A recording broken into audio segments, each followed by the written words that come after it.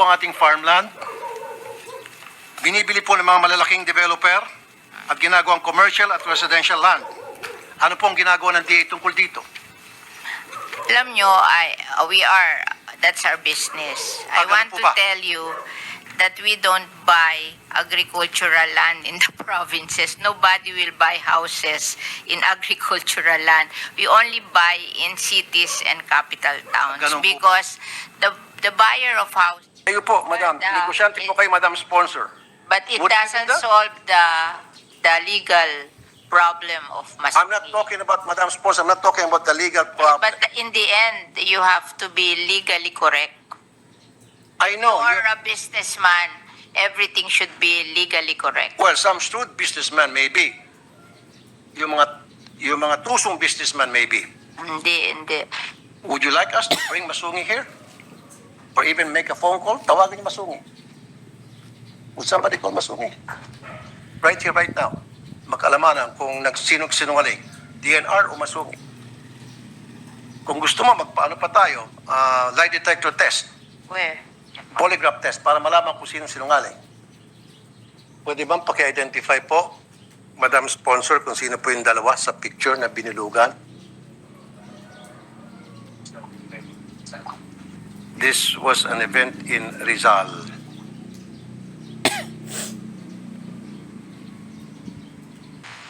They are stakeholders operating in Rizal, and they were invited by the governor of Rizal to To do what?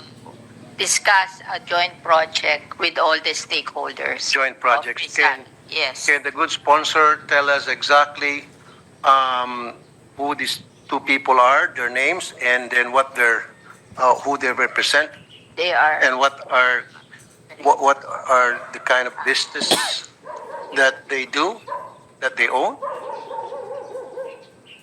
They cannot recognize the other one, but the one is a quarry operator. Quarry operator.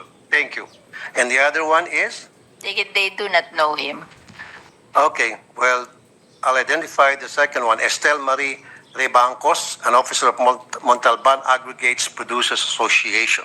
So quarry operator also. Exactly.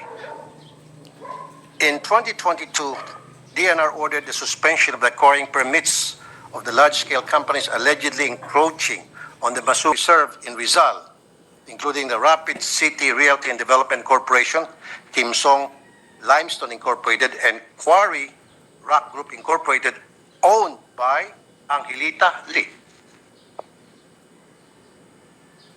who happens to be in the picture.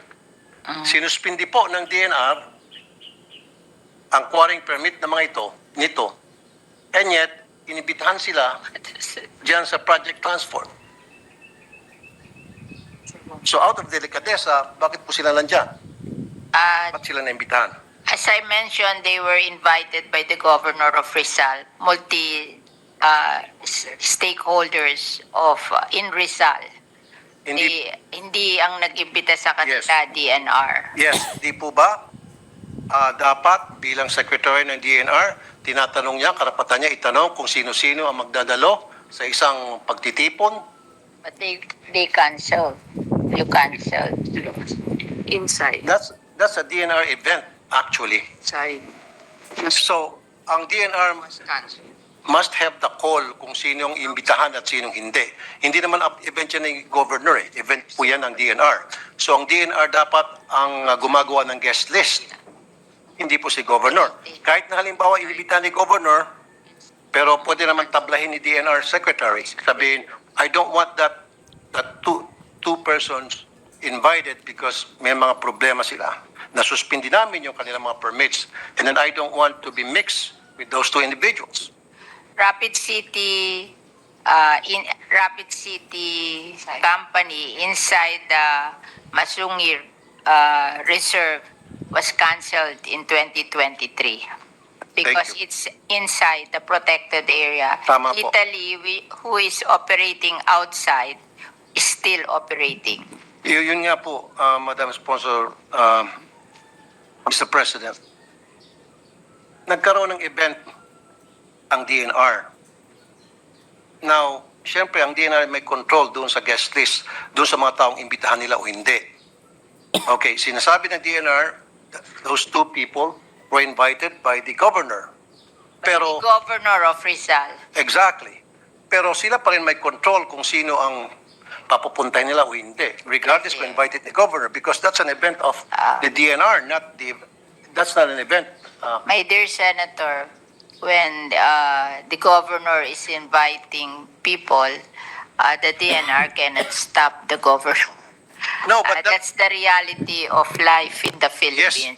Like for me, if I am in Las Piñas and the mayor of Las Piñas will invite people, I cannot say that, look, I don't like these people. You don't do that. no, ma'am. Kasi kung ako po ang nasa sitwasyon dyan at ako po ang secretary ng DNR, ako po ang may call kung sino yung mga guest na papasok. Pwede ko pong harangin yung mga taong ayaw kong papasukin regardless kung yan ay kasama ni Governor. Siguro naman may mga PA siya o EA na magsasabi sa kanya, sorry po, Gov, wag muna natin siya isama kasi may problema po yan. The governor cannot do that. Well, I thought... I mean, Ganyan I'm a po ba yung governor? politician. You don't do that when you're governor. Well, I'm also a politician, but Yeah, but I have the right. what's good is that the Rapid City was cancelled because it's inside a protected area. I know. Italy was not cancelled because it's operating outside the protected area. Madam Sponsor, Mr. President, ulitin ko. At sasabihin kong dahilan kung bakit ko pinakita yung picture na yan. Nagkaroon ng event ang DNR. Project Transform. Now, before I proceed, nandyan ho ba si Gov? Si Governor Henares? Nandyan po siya? Okay. Exactly. So, bit-bit ni Governor. Pero, if I were the secretary, meron naman siguro karapatan magsabi, Gov, pwede ba? Wag mo muna natin isama yung dalawa. Magkakaroon tayo ng picture taking at baka magkakaroon ng kulay out of delicadeza kasi may problema yan. Ayaw ko makahalo-bilo, mga yan dito. Siguro naman si Governor magsasabi, of course, kasi event nyo ito, gagalangin ko yung request mo. I don't think the Governor would say, no, hindi pwede, bisita ko to eh. I don't think the Governor would say that. Don't think the governor will say that, but Exactly. in his mind, he cannot say, like, if you're constituent in the province, you cannot say it directly to your constituent. Oo.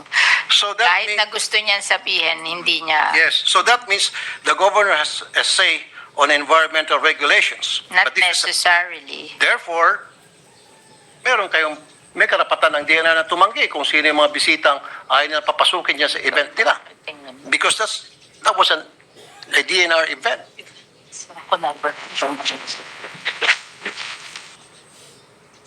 Now, sasabihin ko kung reason kung bakit. DNR is set to cancel the contract of Masungi Georeserve Foundation Incorporated over Marikina Watershed. They might have the right to do so legally, but morally, no. Some people will say that. They have the legal right to do it, but it is not in accordance to good practice. Sisibakin nyo yung Masungi and then papasok ng Project Transform na kasama dyan ay itong dalawang mga grupo na sinuspindi ang permit ng DNR. At hindi man lang inibitahan yung mga taga-Masungi sa gathering na yan. No, Italy is operating outside Masungi. Kaya nga po, The other one lang is operating inside Masungi, and their permit was cancelled. Yes, Madam Sponsor, Mr. President, meron ho bang invited dyan ang taga-Masungi? Meron. Kung may invited daw doon taga Masungi. They were invited, ma'am, but they didn't. Bukod sa hindi invited yung Masungi, wala rin pong representative na indigenous tribe leaders and watershed NGOs. They said that this They were not is... as well invited. Ang imbitado lamang, yung dalawang personality na binanggit ko, na meron pong problema sa DNR, mismo DNR na nag-cancel na kanilang permit in 2022. This is a transdisciplinary approach towards natural reserves, conservation, and resilience through multi-stakeholder collaboration. Disciplinary. So, nag-invite po sila dun sa Masungi, na taga Masungi, hindi nagpunta, pero yung IPs may nagpunta. No, they were not invited, Madam Sponsor. Now, you did mention about disciplinary so-and-so. So, dinisiplina itong dalawa at inibita matapos sila disiplinahin. Kung, No. If they were disciplined, then they should not be there in the first place. Why were they there? Bakit po hindi inibitahan yung Masungi? No, Masungi wasn't invited. Not even the indigenous tribe leaders, maging po yung mga watershed NGOs. Ang in-invite lang yung mga nasuspindi o sinuspindi ng DNR. Yun na invite. Sinuspindi ang mga permit dahil sa quarry. Ang ito lahat na invite. That ba yan? Pero ito yung used for. They have a list of those invited, and one of them is the indigenous people mandatory Where, representative point out? in Tanay, Rizal. Saan po dyan at anong pangalan po ng mga indigenous people representatives? Saan po? Can you give me the names? Madam Sponsor, Mr. President. They will give the attendance record to you, the list of the attendance record to you. You will be furnished. Kasi nga po, Madam Sponsor, Mr. President, sana man lang, out of courtesy and respect sa Masungi, they should have been invited. Kasi nga po, yung Masungi Geo-Reserve, napakaraming awards po natanggap yan. Since 2016, Model for Balanced Man-Nature Interaction, World Conservation Congress 2016. 2018, Special Commendations, Pathfinder Award, Innovations for Conservation, Financing and Resourcing. 2020, Top 5 Finalists, Win-Win, Gothenburg Sustainability Youth Award. 2021, Winner Vanity Fair's 2021 Changing Your Mind Travel Awards in Hollywood issue. First place, Water Change Maker Awards 2021 Global Water Partnership. Warriors of the Year, Esquire Man of at his best 2021. Heroes and Mavericks. 2022, United Nations Sustainable Development Goals. Awardee Forbes 30 Under 30 Asia 2022. Winner International Union for Conservation of Nature. World Commission on Protected Areas 2022 International Ranger Awards. Winner Sustainability Initiative Award. Bet Asia Awards 2022. 2024 Asia Pacific Social Innovation Partnership Award held on May 4, 2024 in Taiwan. Impeccable record meron po itong Masungi. And yet, ang DNR is set to cancel their contract. Like I said, they might have the legal right to do so. But hindi man lang nila kinonsider itong awards na natanggap na Masungi, therefore, they're more than qualified na But there, the land is a protected area owned by the government. It cannot be given to any private entity. how about a Project Transform? Project Transform would benefit from the knowledge and experience of Masungi already has, Yeah, kung tutuusin.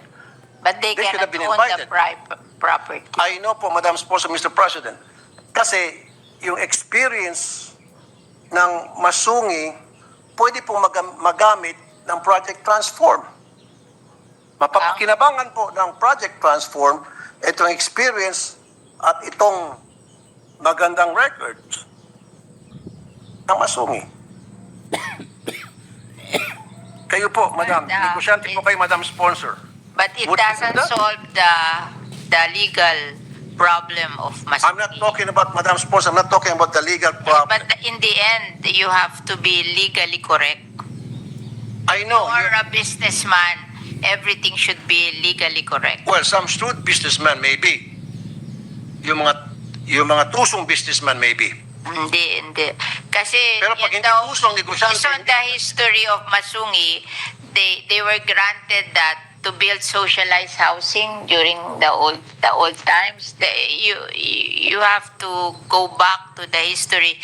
They did not build socialized housing. They built what do you call this? A resort. And that is not the original intention of the Maisungi Geo Reserve. Oh.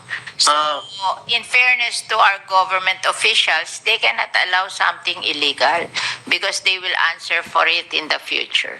So ito pong mga member ng Project Transforms, ito po ay mga violators. So aren't they considered as illegal? Inimbita daw nila, hindi nagpunta. Hindi po inimbita ang Masungi. No, Masungi was invited. We talked to Masungi. Would you like us to bring Masungi here? Or even make a phone call? Tawagin niyo Masungi. Would somebody call Masungi? Right here, right now. Mag-alamanan kung nagsinungaling, DNR o Masungi. Kung gusto mo, magpaano pa tayo, lie detector test, Where? polygraph test, para malaman kung sino sinungaling.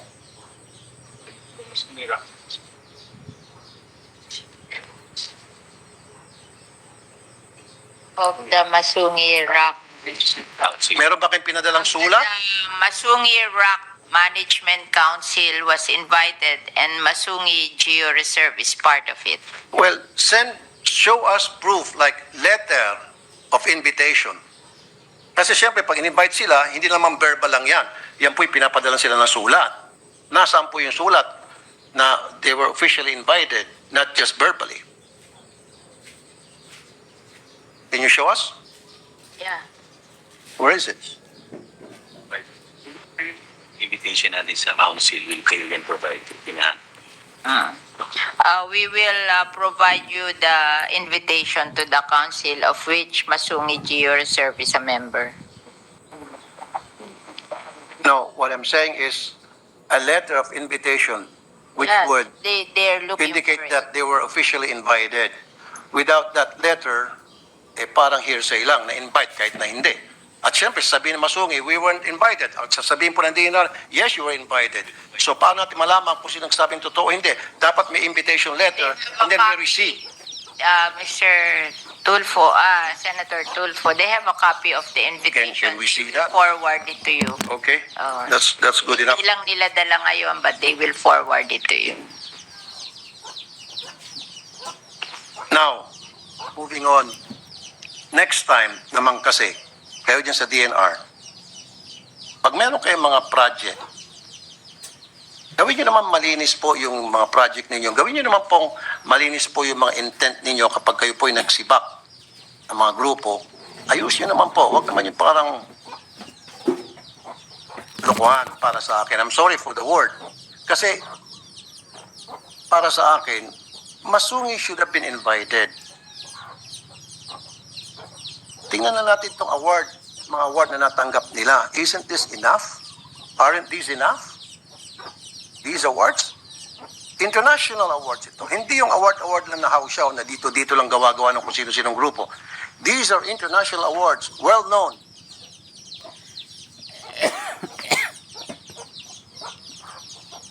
Groups.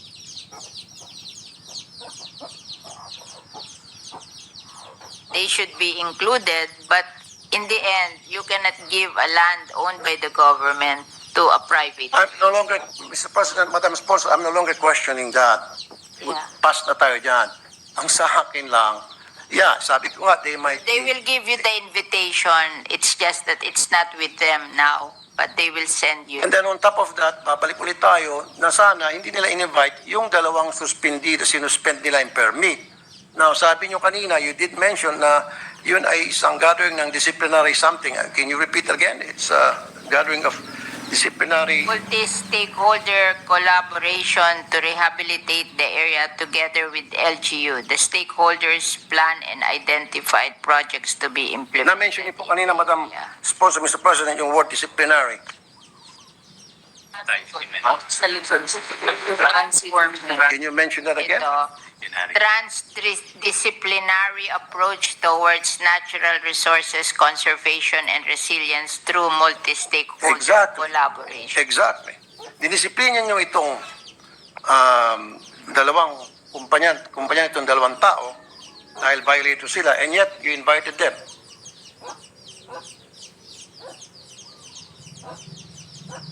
Baka mahilig mag-attend. I'm sorry, Madam Speaker. Meron kasing mahilig mag-attend. Merong ibang hindi mahilig mag-attend. Ayun, sino po yung mahilig mag-attend? Siguro itong dalawang to mahilig mag-attend. Exactly. Thank you. I rest my case.